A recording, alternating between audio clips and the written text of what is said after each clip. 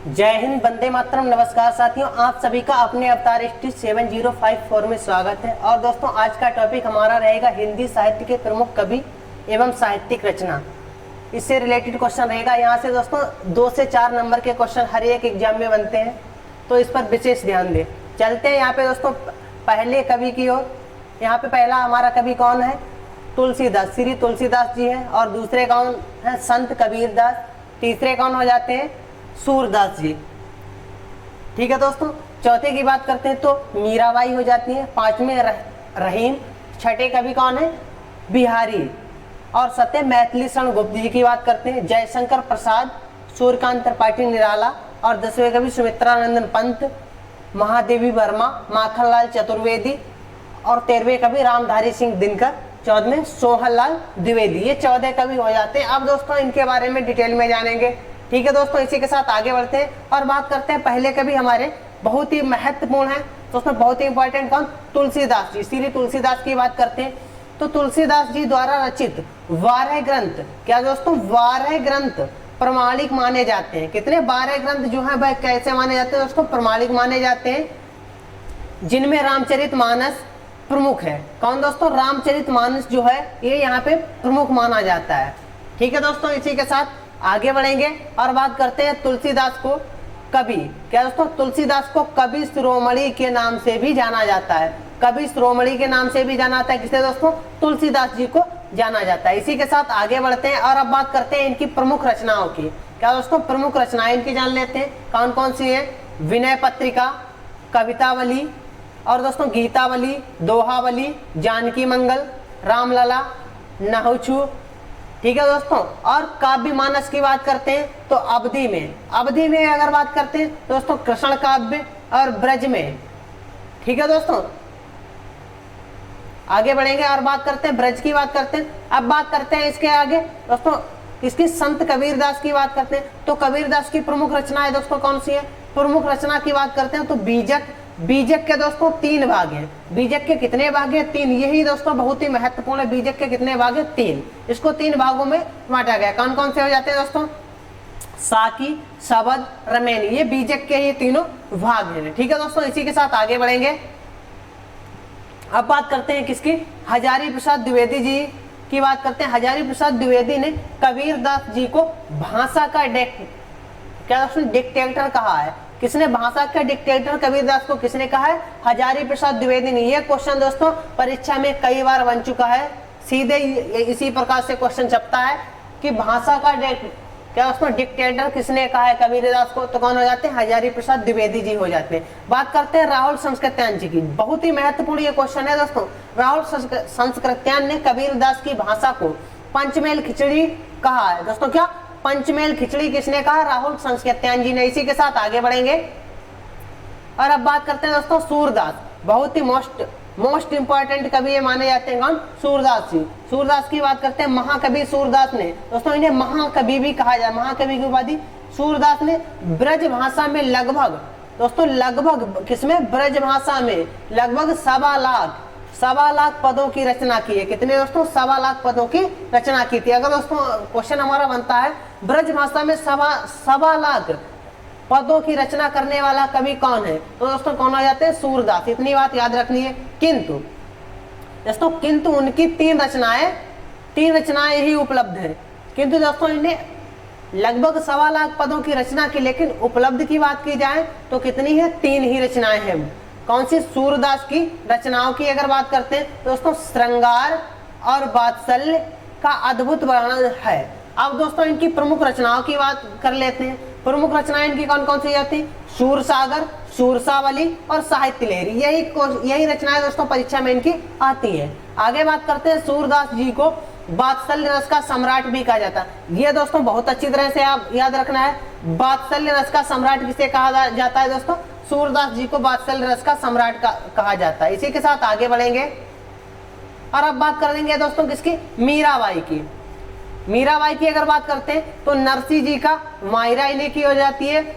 गोविंदराज, गीत गोविंद का टीका, राग सोरठा के पद, ये किसके हो जाते हैं? मीराबाई के। मीराबाई की अगर बात करते हैं, मीराबाई की प्रमुख प्रसिद्ध पंक्ति अगर बात करते हैं, पायो जी मैं तो राम रतन धन पायो। ये दोस्तों इनकी प्रमुख पक्ति हो जाती है। और बात करते हैं पग घुंघरू बांध मीरा नाची रे, बहुत ही महत्वपूर्ण है। श्यामा मोह से एडो डोलो हो, एडो, तो दोस्तों ये क्या हो जाती है, ये इनकी प्रमुख पक्तियां हो जाती हैं किसकी, मीराबाई जी की, बहुत ही महत्वपूर्ण है। इसी के साथ आगे बढ़ेंगे। अब बात करते हैं राम रहीम जी की। तो राम रहीम की बात करते हैं, ये अकबर के क्या दोस्तों, अकबर के प्रधान सेनापति, मंत्री तथा दरबार के नवरत्नों में से एक है। अकबर के नवरत्नों में से एक कवि माने जाते हैं। कौन, रहीम जी। आगे बात करते हैं अकबर ने इन्हें क्या दोस्तों खान खाना उपाधि से विभूषित किया था। यह दोस्तों महत्वपूर्ण है, क्वेश्चन बनेगा अकबर ने रहीम को किस उपाधि से विभूषित किया था। तो दोस्तों कौन सी हो जाती है उपाधि, खान खाना उपाधि से इन्हें विभूषित किया था किसने, अकबर ने। इसी के साथ आगे बढ़ेंगे।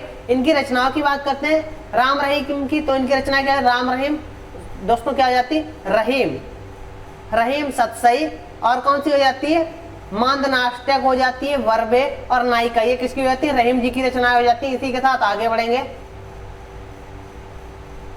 अब बात करते हैं बिहारी जी की। बिहारी जी की प्रमुख रचनाओं की बात करते हैं तो गागर में सागर भरने वाले कवि बिहारी कहे जाते हैं। दोस्तों क्वेश्चन बन जाएगा गागर में सागर भरने वाले कवि किसे कहा जाता है, तो दोस्तों कौन हो जाएंगे, हमारे बिहारी हो जाएंगे। ठीक है दोस्तों, ये मुख्य रूप से श्रृंगार, ये दोस्तों मुख्य रूप से श्रृंगार के कवि माने जाते हैं। मुख्य रूप से अगर श्रृंगार के कवि की बात की जाए तो बिहारी जी माने जाते हैं। इनकी एकमात्र रचना है दोस्तों कौन सी, बिहारी सतसई, बहुत ही महत्वपूर्ण रचना है। क्या, एक ही इनकी रचना है, कौन सी, बिहारी सतसई। बात करते हैं इसमें दोस्तों कितने 719 दोहे संकलित है। किसमें, बिहारी सतसई में 719 दोहे संकलित है। बिहारी सतसई श्रृंगार रस का अत्यंत प्रसिद्ध और अनूठी कीर्ति है। किसकी दोस्तों, श्रृंगार रस की बहुत ही प्रसिद्ध और अनूठी कीर्ति है। ठीक है दोस्तों, इसी के साथ आगे बढ़ेंगे। अब बात करेंगे मैथिली शरण गुप्त जी की। तो मैथिली शरण गुप्त जी की बात करते हैं, इन्हें राष्ट्र, ये दोस्तों बहुत ही इंपॉर्टेंट है, इन्हें राष्ट्र कवि का सम्मान प्रदान किया गया। इन्हें दोस्तों क्वेश्चन बन जाता है राष्ट्र कवि किसे कहा जाता है, तो दोस्तों किसे कहा जाता है, मैथिली शरण गुप्त जी को। आगे बात करते हैं, ये आचार्य महावीर प्रसाद द्विवेदी को अपना काव्य गुरु मानते हैं। ये इनकी अगर गुरु की बात करते हैं तो किसे मानते हैं, आचार्य महावीर प्रसाद द्विवेदी को अपना काव्य गुरु मानते हैं। कैसा दोस्तों, काव्य गुरु मानते हैं। इनकी प्रमुख रचनाएं निम्न है, कौन कौन सी हो जाती है दोस्तों, देखिए दोस्तों, जयन्द्रथ, भारत भारती, पंचवटी, यशोधरा, द्वापर, सिद्धराज, नहुस, अंजलि और अर्धय, और झाकार, पृथ्वीपुत्र, मेघनाद वध और साकेत आदि हो जाती है। किसकी रचनाएं हो जाती है, मैथिली शरण गुप्त जी की रचनाएं हो जाती है। इसी के साथ आगे बढ़ेंगे और अब बात करते हैं दोस्तों जयशंकर प्रसाद जी की रचनाओं की बात करते हैं। किसकी, जयशंकर प्रसाद की रचनाएं कौन सी प्रमुख रचना है, कामायनी, आंसू, झरना, लहर, और दोस्तों क्या, चंद्रगुप्त, स्कंदगुप्त, अजातशत्रु, तितली, कानन, कुसुम। ठीक है दोस्तों, प्रेम पथिक आदि हो जाती है इन्हीं की रचनाएं। इन्हें दोस्तों आधुनिक कविता के सुमेरु झारखंडी कलाधर के नाम से भी जाना जाता है। ठीक है दोस्तों, इन्हें छायावाद का जनक भी कहा जाता है। इन्हें दोस्तों इन्हें छायावाद का जनक भी कहा जाता है जयशंकर प्रसाद जी को। इसी के साथ आगे बढ़ेंगे और अब बात करते हैं दोस्तों सूर्यकांत त्रिपाठी निराला की। सूर्यकांत त्रिपाठी निराला की बात करते हैं, प्रमुख रचनाएं तुलसीदास, अनामिका, परिमल और गीतिका, कुकुरमुत्ता, नए पत्ते, अरचना। ठीक है दोस्तों, आराधना, गीता कुंज, सांध्य काकली और अपारा, दो शरण, राग विराग, ये किसकी हो जाती है, सूर्यकांत त्रिपाठी निराला जी की हो जाती है। इन्हें दोस्तों क्रांतिकारी कवि भी कहते हैं। इन्हें दोस्तों किसे, सूर्यकांत त्रिपाठी निराला को क्रांतिकारी कवि भी कहा जाता है। ठीक है दोस्तों, इसी के साथ आगे बढ़ेंगे और अब बात करते हैं सुमित्रानंदन पंत जी की बात करते हैं। इन्हें प्रकृति का सुकुमार भी कहा जाता है। सुमित्रानंद पंत की बात करते हैं, इन्हें किसके, प्रकृति का सुकुमार कवि कहा जाता है। पंत जी का दोस्तों, पंत जी पद्म भूषण की उपाधि से सम्मानित हैं तथा इन्हें चिदम्बरा के लिए ज्ञानपीठ पुरस्कार दिया गया है। किसके लिए, चिदम्बरा रचना के लिए इन्हें दोस्तों ज्ञानपीठ पुरस्कार से सम्मानित किया जा चुका है। इसी के साथ आगे बात करते हैं इनकी दोस्तों प्रमुख रचनाओं की बात करते हैं। तो इनकी प्रमुख रचनाएं दोस्तों क्या हो जाती है, वीणा, पल्लव, ग्रंथि, गुंजन, युगांत, युगवाणी, मेघनाथ वध, पतझड़, मुक्ति यज्ञ, कला और बूढ़ा चांद, बहुत ही महत्वपूर्ण ये रचना है कला और बूढ़ा चांद। तो ये किसकी हो जाती है दोस्तों, ये हो जाती है हमारी सुमित्रानंदन पंत जी की। इसी के साथ आगे बढ़ते हैं और अब बात करते हैं महादेवी वर्मा जी की। महादेवी वर्मा की बात करते हैं। कुछ वर्षों तक उत्तर प्रदेश विधान परिषद की मनोनीत सदस्य रही है।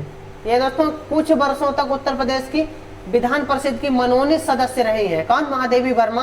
राष्ट्रपति, दोस्तों राष्ट्रपति द्वारा पद्म भूषण की उपाधि से अलंकृत है। कौन, महादेवी वर्मा। महादेवी वर्मा जी को आधुनिक मीरा कहा जाता है। आधुनिक युग की मीरा भी किसे, महादेवी वर्मा को ही कहा जाता है। गीतात्मक काव्य कीर्ति यामा, दोस्तों यामा पर इन्हें भारतीय ज्ञानपीठ पुरस्कार इंग्लैंड की प्रधानमंत्री द्वारा प्रदान किया गया। किसकी, इंग्लैंड के प्रधानमंत्री द्वारा ये पुरस्कार इन्हें दिया गया। बात करते हैं इनकी दोस्तों प्रमुख रचनाओं की, तो कौन कौन सी जाती है, यामा, निहार, रश्मि, नीरजा, शांध्य गीत, दीपशिखा आदि हो जाती है। और गद्य रचनाएं क्षमता, अतीत के चलचित्र, पथ के साथी और स्मृति की रेखाएं, मेरा परिवार, ये किसकी हो जाती है, महादेवी वर्मा की रचनाएं हो जाती है। इसी के साथ आगे बढ़ेंगे।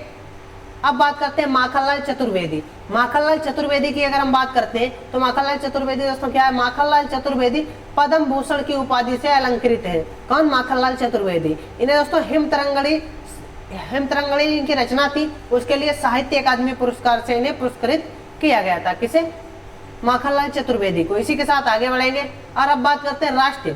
दोस्तों राष्ट्रीय कविताओं के कारण इन्हें भारतीय आत्मा के नाम से भी पुकारा जाता है। किससे, भारतीय आत्मा के नाम से भी इन्हें पुकारा जाता है। किन्हें दोस्तों, बात करते हैं किसे पुकारा जाता है, तो भाई दोस्तों हमारे कौन हो जाते हैं, माखनलाल चतुर्वेदी जी हो जाते हैं। इसी के साथ आगे बढ़ेंगे। इनकी दोस्तों प्रमुख रचनाओं की बात करते हैं। रचनाएं कौन कौन सी थी, क्या दोस्तों, हिम किरीटनी और दोस्तों माता, युग, चरण और समर्पण, बेड़ू लो गूंजे आदि ये किसकी हो जाती है दोस्तों, माखनलाल चतुर्वेदी की रचनाएं हो जाती है। इसी के साथ आगे बढ़ेंगे। बात करते हैं रामधारी सिंह दिनकर की।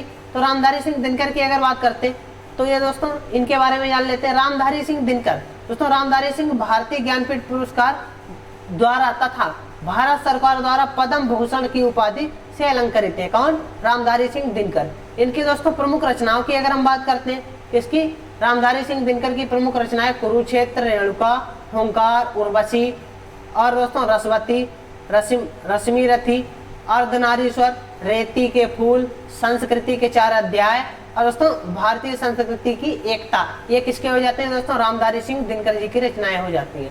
इसी के साथ आगे बढ़ेंगे और अब बात करते हैं दोस्तों सोहनलाल द्विवेदी की। सोहनलाल द्विवेदी की बात करते हैं। इनकी प्रमुख रचनाएं दोस्तों क्या, भैरवी, पूजा गीत और युगधारा, वसंती, दूध बतासा, क्या दोस्तों झरनों और कुड़ाल ये दोस्तों खंड काव्य था।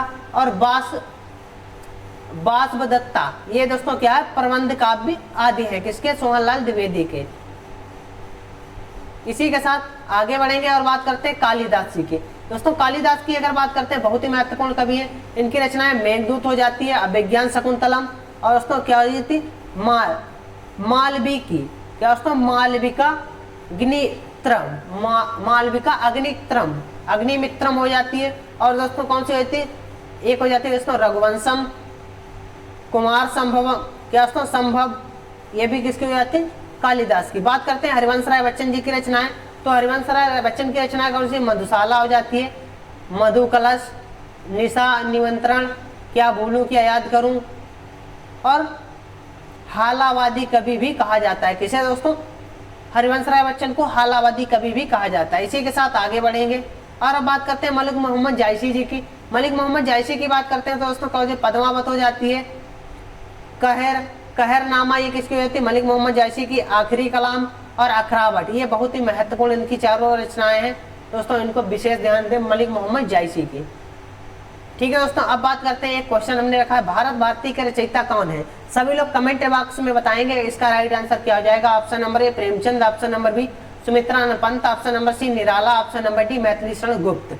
ठीक है दोस्तों, आज की क्लास कैसी लगी सभी लोग कमेंट करके बताएंगे। इसी के साथ मिलते हैं अगले क्लास में नए क्वेश्चनों के साथ। सभी को मेरी तरफ से जय हिंद, जय